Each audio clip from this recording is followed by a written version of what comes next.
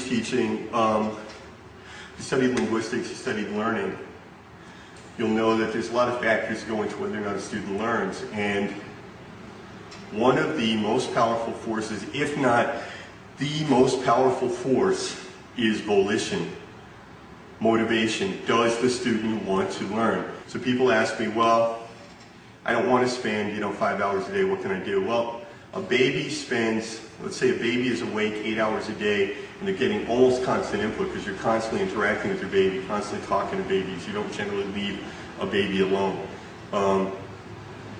8 hours a day for 2 years, and that works out to, whatever, 2,000 hours of listening or whatever it is. That's what it takes to learn your native tongue. Now, how are you going to learn Chinese? How are you going to learn German? It's a hard language. How are you going to learn that if you don't put in 8 hours a day, every day for 2 years? So my goal was, well, I'll put in 5 hours a day every day for 4 years. Okay, and that'll also work. 2 hours a week, well, you can figure that out. You're putting in 2 hours a week, 3-4 hours a week. You're doing less in a week than I do in a day. So times 7, it's going to take you 4 years, it's going to take you 28. Except it doesn't really work that way, because one of the things about input is that not only do we have to have the input, the right amount of input, but it has to have timing. In other words, if we have input today and we don't have input again for a week, there's a high probability of starting from 0 again. It takes maybe just a week to forget everything. It has to be reinforced every day. All right? So what is the secret again is you just have to put in the hours, and you have to do it. It has to be constant. It has to be every minute. And one of the big things I know about my martial arts, one of the things about my business when I worked on Wall Street with my language, is that I'm constantly rehearsing in my head. Constantly. It's something I learned very early on. And my writing too, people say to me, how do you sit down and write a book? I once wrote a whole book in a weekend.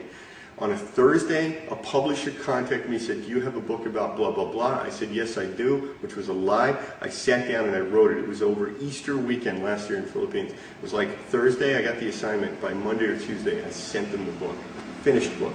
How did you do that? Oh, because for 8 years, I've been writing this book in my head. And I sat down and put it on paper. And that's what you need to do with your language. You need to be rehearsing it, practicing it, reviewing it in your head.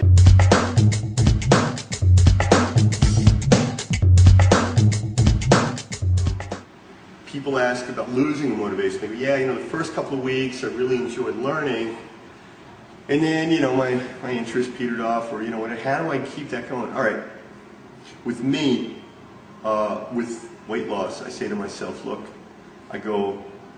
I want to eat like a big cake right now. I would love to eat a big cake right now. I'd enjoy eating a big cake right now. But I also hate being fat. I hate having people call me fat. And I hate having to feel that I can't take my shirt off, or I can't, be in front of people because I'm fat. So that motivates me. The pain of being fat is worse than the pain of not eating that cake.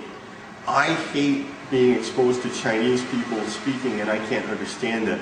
When they ask me something or tell me something and I don't understand, or when I want to express myself and I can't do it, I hate that feeling. That feeling burns. That hurts.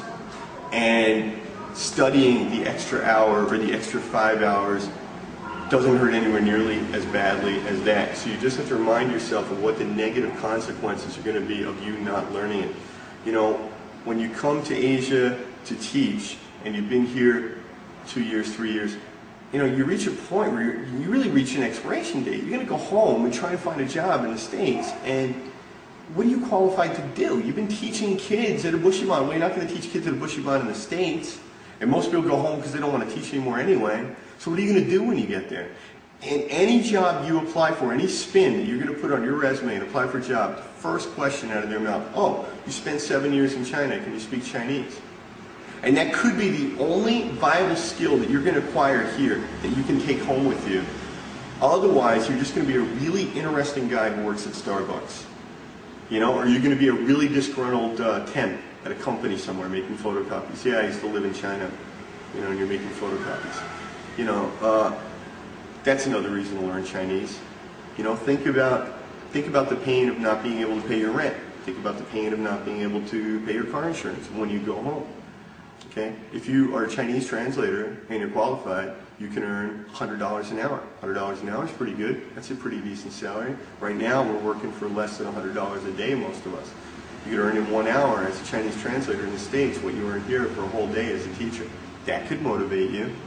For the rest of your life, no matter what happens, you go home, you get a bomb job, you get a wonderful job, you become senator of Michigan, I don't know what you do. For the rest of your life, you're going to be the guy who lived in Taiwan, and then the first question people are going to ask you, do you speak Chinese? And you're going to give them that crap answer that everybody gives. Well, you know, when I was there, I spoke it, and yeah, I could get around, and so, you know, and I'm like, cool, you don't speak Chinese, you never spoke Chinese, you don't know how to speak Chinese.